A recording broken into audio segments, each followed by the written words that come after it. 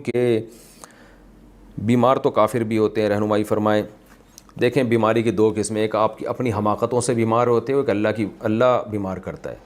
اپنی حماقتوں سے جو بیماری ہوتی ہے وہ تو گناہوں کی سزا ہے، یعنی جیسے آج کل سگریٹ پی پی کے کینسر کر دیا پھیپھڑوں کا، اور لڈو کھا کھا کے گول مٹول ہو گئے اور پھر شوگر کے مریض بن گئے، تو یہ بیماریاں رحمت نہیں ہیں، یہ آپ کی اپنی کوتاہیاں ہیں۔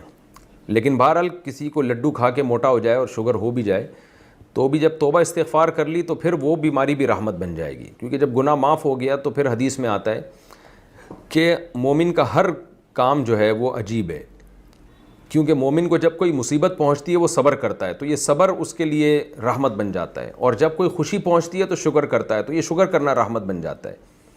تو بیماری کافر کو بھی آتی ہے، مومن کو بھی آتی ہے۔ حدیث سے پتہ چلتا ہے کہ کافر کے لیے بیماری اللہ کی رحمت نہیں ہے، الا یہ کہ اس کافر کو اس بیماری میں اللہ یاد آ جائے اور توبہ کی توفیق مل جائے، پھر تو وہ بیماری کافر کے لیے رحمت ہے۔ لیکن مسلمان کے لیے اصل میں بیماری رحمت ہے، لیکن ہے اس مسلمان کے لیے جس کا آخرت پر پکا ایمان ہو۔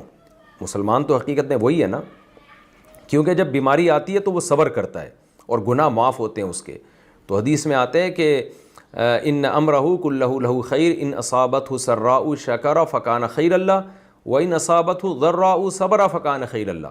مومن کو جب کوئی خوشی ملتی ہے تو شکر کرتا ہے، اس لیے وہ خوشی بھی اس کے لیے ترقی کا ذریعہ بنتی ہے، اور جب مصیبت پہنچتی ہے تو صبر کرتا ہے تو وہ صبر اس کے لیے رحمت کا ذریعہ بن جاتا ہے۔